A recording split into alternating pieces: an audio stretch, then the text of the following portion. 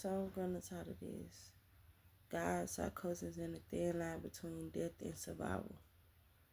There was a time in my life when the world did not feel real, and neither did I. My mind became a battlefield. My thoughts turned against me, and my reality fractured in ways I never knew were possible. I didn't wake up one day and chose chaos. I didn't choose psychosis. I didn't choose PTSD. I didn't choose fear so loud it drowned out reason. What I did choose, over and over again, sometimes without even realizing it, was to stay alive. And somehow, through episodes that nearly killed me, God became the thread that pulled me back. Psychosis is not poetic where you're inside it. It's not mystical or romantic. It is terrifying. It is confusion wrapped in certainty. It is believing something so deeply that no one can reach you, even when they're trying to save you. During my episodes, my thoughts raced faster than my body could keep up. My mind told stories that felt more real than the room I was standing in. I lost time. I lost trust in my own perception. I lost the ability to tell danger from safety. PTSD made everything worse. Trauma doesn't leave quietly. It doesn't knock and it doesn't ask permission.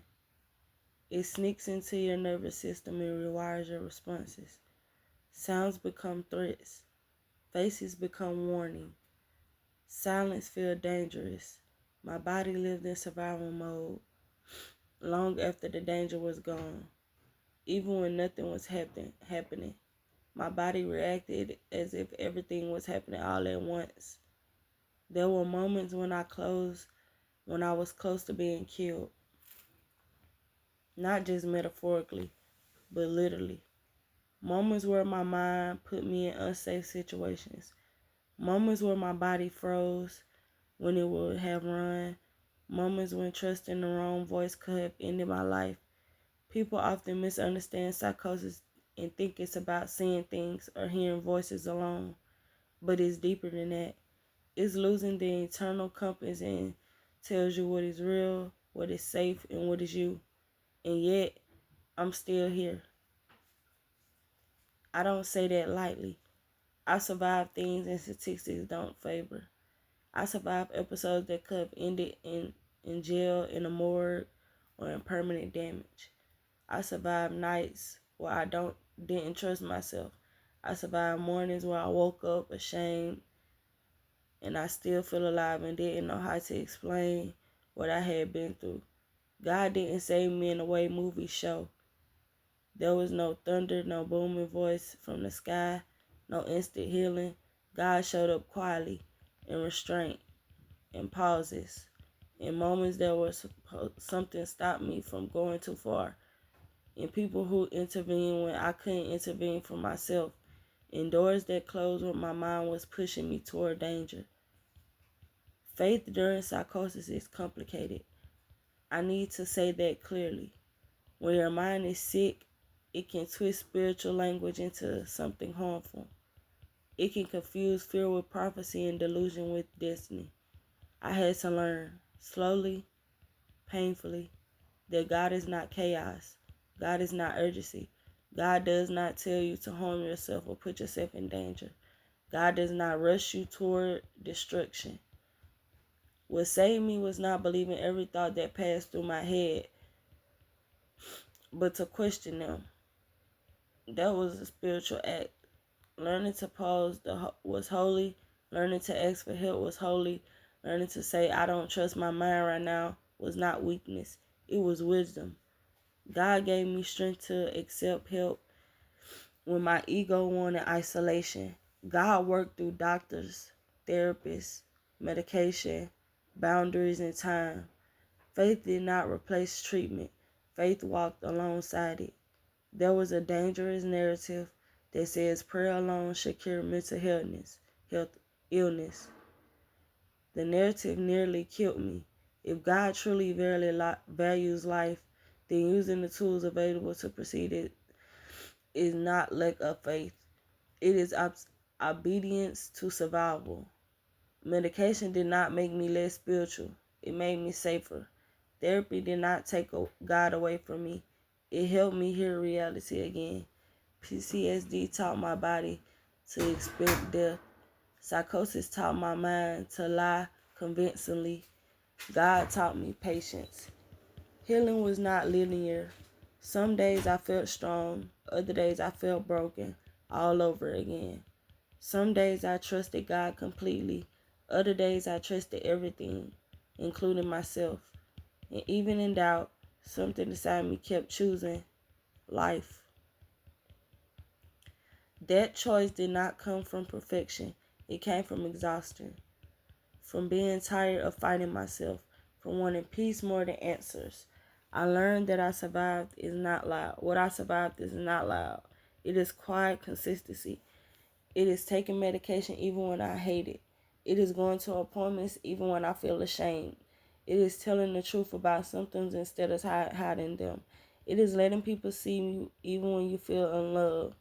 God met me in those ordinary acts. Looking back, I could see how close I came to being killed, and because I wanted to die and because my mind was sick. That destruction matters. Distinction. Please assume suicide or danger always comes from desire. People.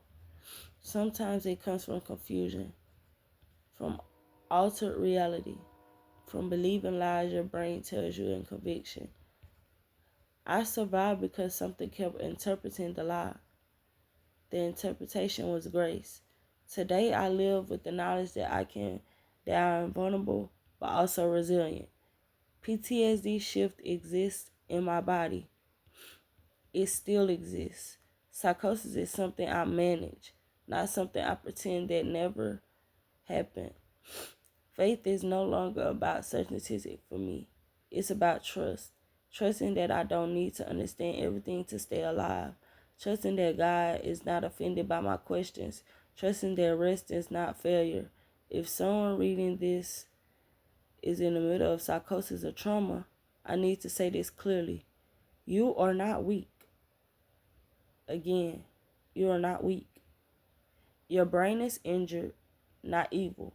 You are not broken, beyond repair. And hearing God should never mean ignoring safety, help, or reality. God does not require you to suffer alone. I am alive because I am strong all the time. I'm sorry, I am not alive because I am strong all the time, but because I am protected when I was weak. That is my testimony. I didn't come out untouched. I came out transformed, slower, softer, and more aware of the precious sanctity is and how fragile it can be. I don't take peace for granted anymore. I don't glamorize suffering. I honor survival. God didn't ease my past. God helped me live past it. And every day I wake up grounded, present, and breathing. I know this is a miracle. I no longer see my survival as an accident. I see it as a responsibility.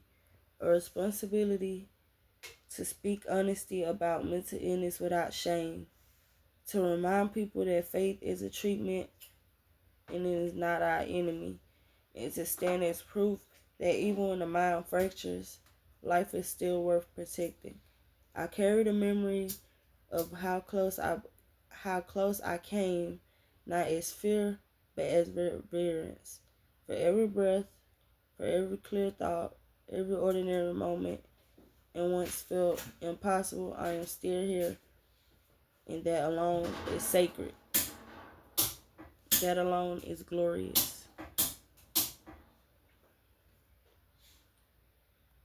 That I'm still here.